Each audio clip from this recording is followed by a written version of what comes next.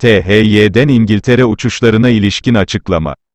Türk Hava Yolları, İngiltere çıkışlı Türkiye varışlı yolcu gelişlerinin durdurulduğunu ve İngiltere varışlı uçuşlarının yanı sıra İngiltere çıkışlı transit seferlerin planlandığı şekilde devam edeceğini açıkladı. Sağlık Bakanı Fahrettin Koca, dün akşam saatlerinde mutasyona uğramış 15 koronavirüs vakasının tespit edilmesi nedeniyle İngiltere'ye gerçekleştirilen seferlerin durdurulduğunu açıklamıştı. Bugün de Türk Hava Yolları'ndan, THY, konuya ilişkin bir açıklama geldi.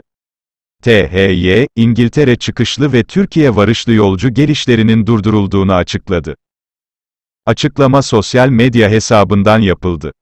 Türk Hava Yolları'nın resmi sosyal medya hesabından yapılan paylaşımda, resmi otoritelerce alınan karar uyarınca, İngiltere çıkışlı Türkiye varışlı yolcu gelişleri durdurulmuştur. Türkiye çıkışlı İngiltere varışlı uçuşlarımız, İngiltere çıkışlı başka ülke varışlı, transit planlandığı şekilde devam etmektedir.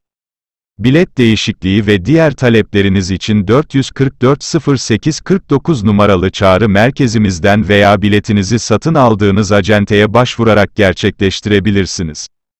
Konu hakkında yeni gelişmeler ve güncel bilgiler, web sitemizden veya sosyal medya hesaplarımızdan paylaşılmaya devam edecektir, açıklamasına yer verildi.